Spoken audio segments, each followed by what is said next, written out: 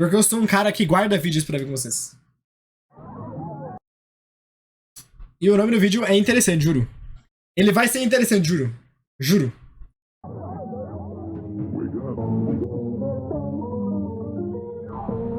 Gente, o nome do vídeo é os momentos mais diabos da televisão, entendeu? E a gente verá hoje. Porque parece interessante aí. O que vocês acham? Da hora, né? Da hora não? Parece da hora. Tipo, eu vi o começo e falei, porra, esse vídeo é muito foda, mano. Eu vou ver com shutters. Entendem como eu sou um cara que pensa em vocês o tempo todo? Emocionados ou não? Mano, esse é só um vídeo pra jantar, chat. Chat, eu vou mijar enquanto vocês jantam. Um segundo, vou dar um mijo. Era da história da TV, meus amigos. Pera, vou mijar, chat, um segundo.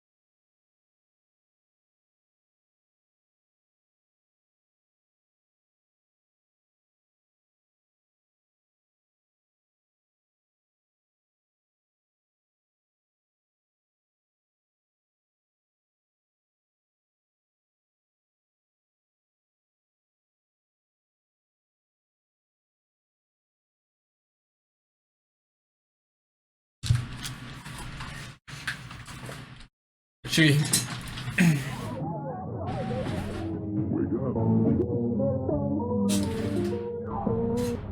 It was a typical day in the world of daytime 26 minutos? É muito interessante. television. Chat, vocês vão agradecer pelos 26 minutos que passamos juntos. Quando eu Infomercials, morrer, entendeu? soap operas, and highly scripted legal shows filled viewer screens, with one of the more popular at the time being a program called Christina's Court. Today, in Christina's Court. The show centered around a woman named Cristina Perez, giving counsel and advice to those wrapped up in legal drama. And on this particular morning, True. Pra ouvir um japonês bigodudo, bigodudo, entre aspas, com um bigode de buça, falando de filme, é 40 minutos na hora e cacioto. 26 minutos de conteúdo informativo, interessante. Sean Harris would be featured filing suit against his ex-girlfriend in the hopes of recouping unpaid rent. Every month it would be something different, you know? Like I'm what? I ain't got it this month because I got to do this or that. And I'm like, man. So you let her go 9 months without paying rent? Now, like I said, Chat, sabe o que nós podia ver também? Desculpa pausar, vou parar de pausar agora. Mas se a gente podia ver depois, mano, a gente podia ver aquele programa de DNA que mostra se é ou não é o pai, que é muito emocionante. these shows were very obviously scripted, at least to some degree, and with Sean himself being a professional comedian, Calma, se ele merecer meu inscrevido, eu vou me inscrever. it led to countless funny moments and what turned out to be one of the show's more iconic episodes, with by far the most memorable moment coming at the very end, when things seemed to deviate from the script. Constantly like a child in my People own in house. love, they yell at each other all the Oh, time. but that's true. Ask him, he's been married for how long? Over 27 years. Over 27 Look at him though, years. he look mad. You don't look happy, brother. O gringo é do ratinho, o gringo. Você não viu? Que tem uma juíza doida pra caralho, tipo, que doida não, que ela fica puta rápido. Ela fala, você é uma mulher horrível, sabe? O do ratinho é Here, memes. we see the A gente podia ver comedian do take ratinho também. aim at Christina's bailiff, a man named Renard Spivey, who was an integral part of the show, being the judge's sidekick for years and years. Though it wasn't often that he found himself at the end of a joke like this, as Sean suggests that Renard looked unhappy when it was revealed that he had been married for over 27 years. He's very happy. Okay, all right, let's get back to the claim. Ele não parece All feliz. in all, it made for a rather charming moment, with viewers adoring the lighthearted jab aimed at one of the show's most beloved characters. Though no one could have known at the time just how true that joke about his happy marriage would turn out to be. Still developing tonight, a Harris County Sheriff's deputy facing serious charges. 63-year-old Renard Spivey accused of killing his wife, 52-year-old Patricia Spivey, after an argument that turned deadly. KPRC Channel 2's Bill Barajas. On July 28, 2019, over a decade after the aforementioned program aired, Renard Spivey was confronted by his wife Patricia about what she believed to be steroid use or perhaps even infidelity. And in the midst of this heated argument, Spivey Não, would gente, o cara, como assim ela questionou ele sobre o uso de esteroides? O cara é natural de Osasco, mano. draw his gun, Com certeza é natural de Santa Cruz, velho. Da Paraíba. shoot his wife once in the arm and then in the chest. Shortly after, police would find her lifeless body crumpled in their bedroom closet. Now, after years and years of taking part in this once famed legal show, Spivey can be found alone in his prison cell, where he'll likely remain for the next 14 years of his life, for murdering the woman that he was so happily married to, turning what was once one of Christina's court's most iconic moments into one of the darkest examples of irony in all of television history. When you find a good woman, you got to hang on for dear life, because then it's hard to find another one. Sabe como eu descobri esse vídeo? Eu, na parte 2 disso, tem a Xuxa. Por isso que eu fiquei com vontade de ver. Porque parece que aconteceu uma coisa sombria no Xuxa. Before we get any further, I want to thank Scentbird for sponsoring this video and in turn making this dark. Não é hoje.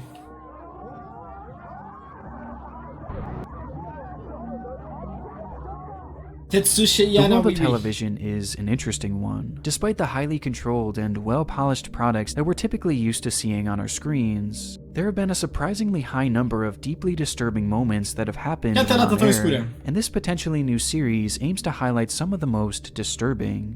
And what better way to start than with a relatively unknown case that has haunted me for years.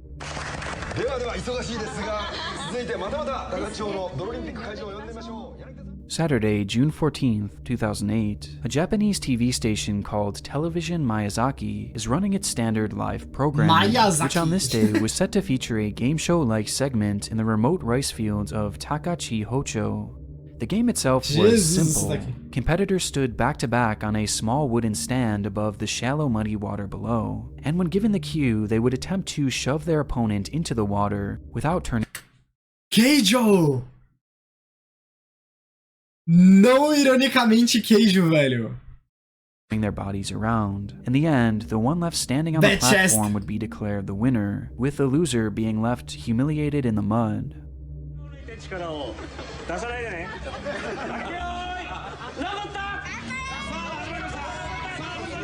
Alguém tem o link? Não, peraí.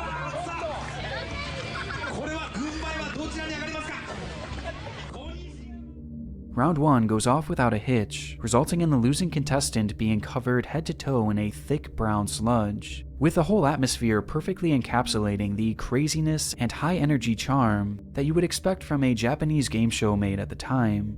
And so far, everything was all in good fun, with this excitement only escalating as the contestants convinced one of the show's hosts, a man named Tatsuchi Yanagita, to join in on the competition.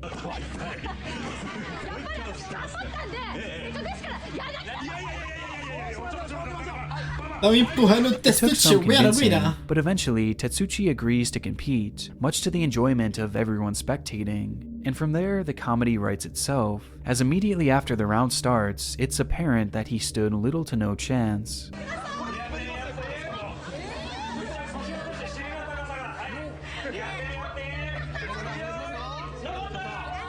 No! And upon instantly losing his balance, Tatsuki reacts in a split second and dives off the platform, landing headfirst into the muddy water below, which causes his body to fall limp.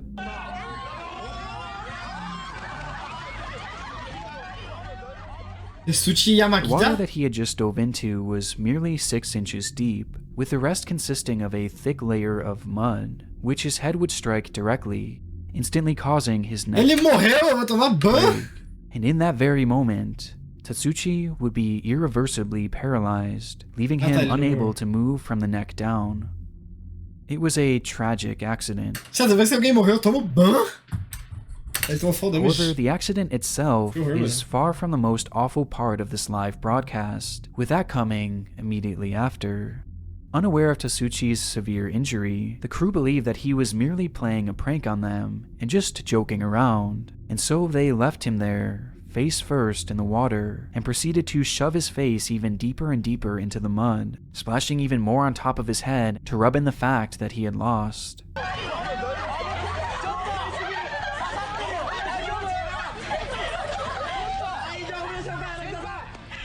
Carai, Zé. They had no idea that during their antics, Tatsuchi was in a desperate fight for survival, as in those 6 inches of water, he was slowly drowning, and completely unable to pick up his head to breathe. Caralho, This lasts for an véi. excruciatingly long 15 seconds, before they begin to bob his head up and down, and eventually pull Tatsuchi's face out of the water. But this reprieve was short-lived, as the contestants proceed to drop him back into the mud face first.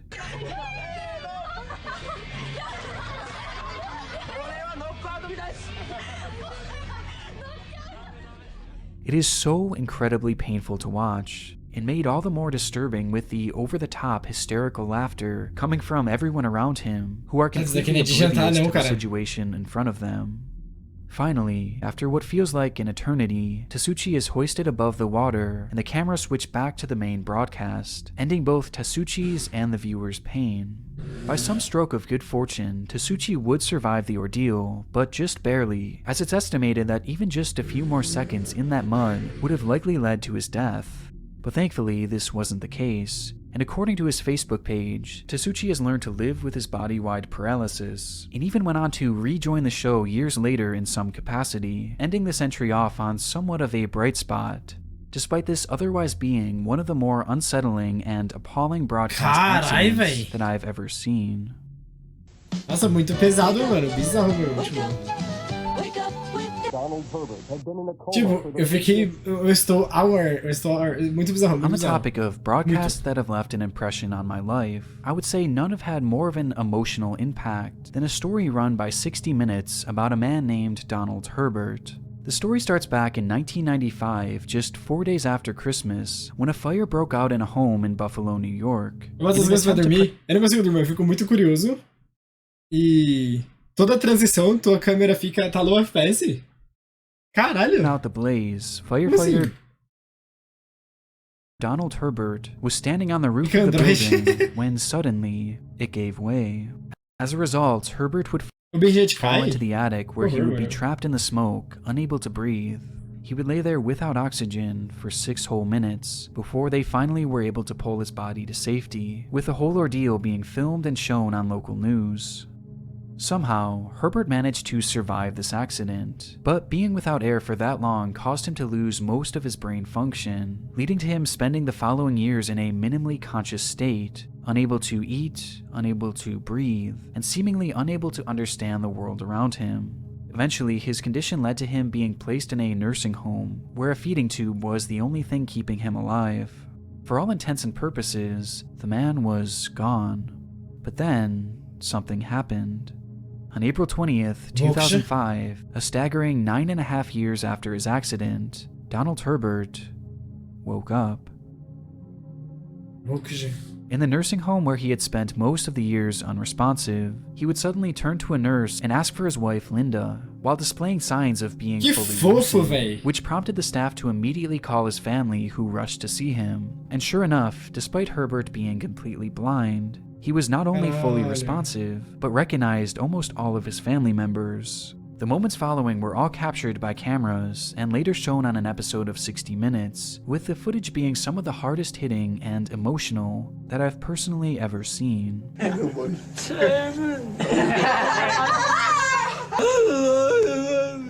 How long have I been gone? Quite a while, pal. Quite a while. 10 years. The pain in discovering that he had been gone for 10 years, all that time missed, robbed from a man who was just doing his job, is indescribably gut-wrenching, but it's what happens after this footage that proves to be the most upsetting part. For nearly 16 hours, the newly awakened man spoke with his family, catching up on every little detail that he had missed. And though from that point on he had moments going in and out of his lucidity, his long-term prognosis actually seemed hopeful. Throughout the next few weeks, Donald was surrounded by family members at all times, not only to take advantage of every single second that Herbert was awake, but also for his own safety as well, as since his awakening, he would thrash violently. Você acorda depois de 10 anos em coma, e a mina que você ficou em coma pra salvar tá com outro NPC random.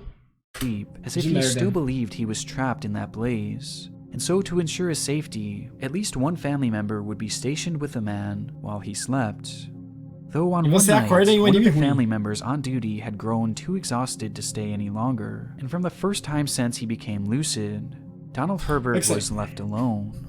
And during that night, he would again start to thrash violently, with Herbert flailing so hard that he would fall out of his bed and strike his head against the floor, causing his brain to start bleeding. From that moment on, Donald Herbert would never be. Por que eu perdi a melhor parte da história? Pera. Not only to take advantage of every single second that Herbert was awake, but also for his own safety as well, as since his awakening, he would thrash violently in his sleep, as if he still believed he was trapped in that blaze. And so to ensure his safety, at least one family member would be stationed with the man. É vídeo dos momentos mais escuros da televisão. Though on one night, one of the family members on duty had grown too exhausted to stay any longer, and from the first time since he became lucid, Donald Herbert was left alone. And during that night, he would again start to thrash violently, with Herbert flailing so hard that he would fall out of his bed and strike his head against the floor, causing his brain to start bleeding. From that moment on, Donald Herbert would never become lucid again, and as a result of his injuries, he would pass away 1 year later from pneumonia. Ai. Chat daqui, né, de Deus, não, mano, fala pra você agora. Had ever thought that such a horrendous thing could happen, obviously we would have stopped.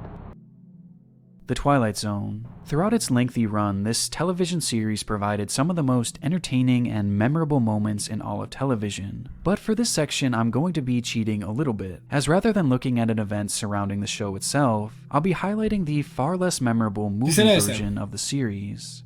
Simply named Twilight Zone the Movie, the film was broken up into multiple sections serving as sort of an anthology work with 3 separate storylines. And for the sake of this story, only one section and really only one scene bears discussion. The scene was intended to simulate a battle in the Vietnam War, in which the protagonist, a character played by actor Vic Morrow, is attempting to outrun an attack helicopter and escape the area. The footage was intended to serve as the section's dramatic conclusion, with it being described as the following.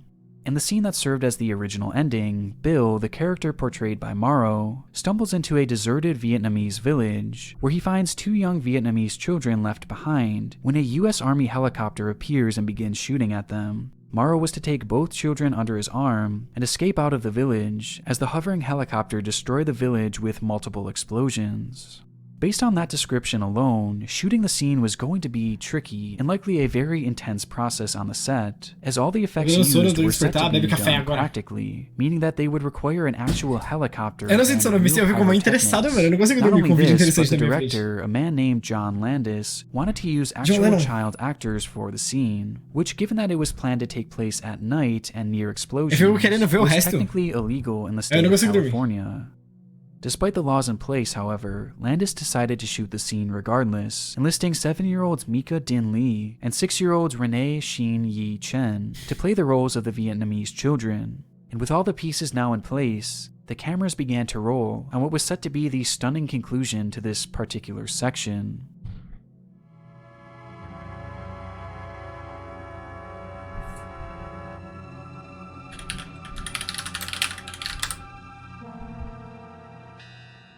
As the scene starts, the spectacle of it all can't be understated, as the lighting, setting, and the pyrotechnics truly set a haunting tone. However, unbeknownst to the production team, there was a major problem developing. As stated prior, all the effects you see here are real, and during the scene there was an actual helicopter flying just above the actors, Calma, vou fazer which by negócio itself pra was already very entreter vocês dangerous, aqui. and made even more so Eu ia due to baixar the seu pyrotechnics. wizard. For the pilots, the explosions launched in the air created fireballs in the sky, making things much more difficult to navigate, but those on the ground were never made aware of this. And being pressed to make things look even more and more intense, the crew decided to double down on their explosions, launching 2 massive charges back to back. A decision that proved to be a costly one, as the second blast was so strong that it dislodged the helicopter's tail prop, causing the craft to spin uncontrollably. And within mere seconds, as the cameras roll on the 3 actors trudging their way through the water,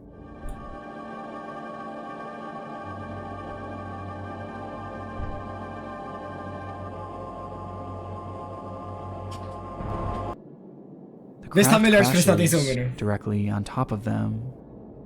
Somehow, everyone on board the helicopter survived the wreck, though those on the ground weren't so lucky, as in one split second, the blade of the helicopter slashed into Vic Morrow and Mika Din Lee, instantly decapitating them. And as the craft slammed to the ground, Renee Shin Yi foi Chen direto no would be pescoço. crushed beneath its massive weight. In one frame, there were 3 living actors, and in the next, there were none. In retrospect, it's not hard to see the red flags and the dangerous practices being used by the production team. However, following several long legal battles, no one would be found liable in the deaths of the 3 actors. Landis himself would go on to enjoy an incredibly successful career. The Twilight Zone film would eventually be released years later, only with a different ending. Oh, they're not gonna demolish it. There's nobody will come in here. I'll fight force with force. Our final story takes us to the quaint countryside of Buttsfield, England, where a man named Albert Dryden had been living a fairly solitary life. Following his retirement from steelworking, Albert dedicated his life to building up a plot of land which he had purchased in the area. His main goal was to construct a bungalow for his elderly mother where she could live during the summers, while also planning to build some sort of fallout bunker on the same plot. But right from the start, he ran into issues, as his permit request to build these structures on his land was promptly denied. This did not stop Dryden, however, as despite the ruling, he began his construction anyway, believing he had found a workaround with the law, as rather than building the house in a standard manner, he instead dug a deep hole into the ground and began to construct his home there, labeling it as the home in a hole. Due to this, the home only stood about 8 feet or so above the ground, which Dryden believed made the construction legal. However, he was wrong in his assumption, and the building swiftly caused a disagreement between the man and the Derwentshire District Council, with this rift growing more and more amplified as time went on. In the midst of this ordeal, a man named Harry Collinson was appointed as chief of the council and assigned to handle the case as his first order of business, and he did so by initially sending Dryden a letter demanding that he stop construction and also tear down what he had already built. Dryden, however, decided to counter with a court appeal, which was swiftly denied, leading to the court's final order that the building be demolished within 3 months. It was around the same time that the local news began to document the ongoing feud between Dryden and the government, and despite the numerous rulings against him, Dryden still refused to give in to the government's demands, and eventually, the council decided to take matters into their own hands, and decided to demolish the structure themselves. So on June 20th, 1991, Harry Collinson, a demolition team, and a group of police constables traveled to Dryden's property to demolish the structure. Before this group arrived, the decision was made that should Dryden attempt to escalate the situation, they were to immediately back off and come up with another plan to avoid any sort of physical altercation. At the scene, numerous reporters had already began gathering at the property line, including a cameraman for the BBC, who was there to document the feud in real time. And right from the start, it was clear that Dryden was not going to be going down without a fight. The gate to his property was chain-locked, with Dryden standing behind it, pointing to 2 letters that he believed proved that he should be able to keep his structure intact, at least for the time being. Read that, that's an official letter, and there's an appeal in. There's an inspector official letter? In 5 weeks' time. But it doesn't say that. Well, I have another letter confirming that. I'm not going to show you the other letter, but there's a This chap's coming out in 5 weeks' time. Well, all as I'm asking is to wait 5 weeks for the outcome, maybe 6 weeks.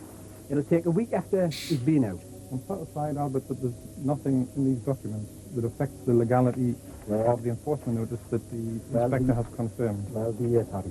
However, Dryden's request for more time was clearly falling on deaf ears, and realizing this, Dryden began to grow more and more agitated, with his tone quickly turning far more menacing. If you don't open the gate, now we'll obviously have to take the fence down with the machine. So, if you want... Que é isso, velho? Os cartas dele serviram pra nada? Time to remove the fence O Link nem carpiou? damage. Do you want to do that? Os cartas dele serviram por nada, só? Because as a result of you preventing us doing that, this will be your liability. Well, you might not be around to see the outcome of this disaster. Now, you've been warned. Can you explain what you mean by that? Well, I'm not going to explain, but if you had any sense, you would go away now and wait 5 weeks for the outcome of that. Right? That's my last word on it. If you show me the letter... Será que eles vão... O que será que vai acontecer? Eles vão derrubar a casa com todo mundo At this dentro? point, based on their Ou os moradores vai se rebelar e vai debulhar todo mundo? official plan, the crew should have certainly turned back, as it was now getting to the point that Dryden was outright threatening Collinson, warning him that if he were to step on his property, that something awful was going to happen. And though this did cause Collinson to take a few steps back, he still remained steadfast in carrying out the task and remained on the edge of the property line, standing his ground even when Dryden escalates the situation even further. What the Lord don't know? Go there. Can you get a shot at this gun? As the two stand face to face, Dryden brandishes his pistol and points it directly at Collinson. And wanting to ensure the man's combative behavior was being documented, Collinson asks the cameraman to get a shot of his gun, which subsequently leads to this moment. Can you get a shot at this gun? Out of it.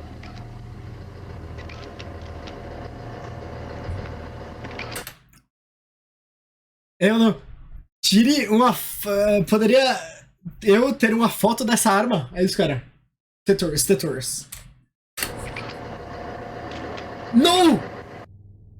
In an instant, with cameras rolling, Dryden fires a shot directly into the chest of Harry Collinson, and then fires another at the crowd standing before him, leading to things devolving into a chaotic scene of running and screaming. As more shots were fired from a pistol, the camera crew and Look North reporter Tony Belmont ran for cover. We were standing watching what was going on, and then a shot rang out at the chief planner, fell to the ground, and I felt a shot in the arm, and I've clearly been shot here in the arm. As the camera crew finally gets to a safe distance and catches their breath, it's revealed that one of the journalists for the BBC had been struck in the arm, along with one of the officers. Though in the midst of all this carnage, we see no sign of Harry Collinson, as by this point, he was likely still on the ground where he had originally fallen, dead from his gunshot wound, with his final words being, "Can you get a shot at this gun?" Out of it. Following the incident, police would engage in a standoff with Dryden, who claimed that he had set up booby traps and landmines, along with other explosives on the property, though this would turn out to be a bluff, and eventually he would be grabbed by officers and taken into custody, where he would subsequently be tried and sentenced to life in prison. And despite his actions on that day, Albert Dryden would go on to become somewhat of a national hero, growing a legitimate fan base for the way he stood up against the government. Dryden would live out his time in prison until 2017 when he suffered a massive stroke, to which he was let out on a compassionate release, with the man eventually passing away just 1 year later. Though his actions that day will forever be immortalized as one of the most notorious and darkest moments in television history. Caralho. I want to give a big thank you to Scentbird for sponsoring this video. Make sure to... Ei, yo! Caralho, os bagulho mó darker, mano. Mas não, nós tava falando hoje quando eu cobri a live, mano. Tipo, o assunto dark agora, hein, mano. Mas não, quando eu abriu a live hoje. Que daí, vocês viram que tá modinha pra... A Xuxa tá nesse daqui, ó. The Darkest Moments in TV History 2. Que lançou há 4 dias atrás. Mas então, o que eu ia falar?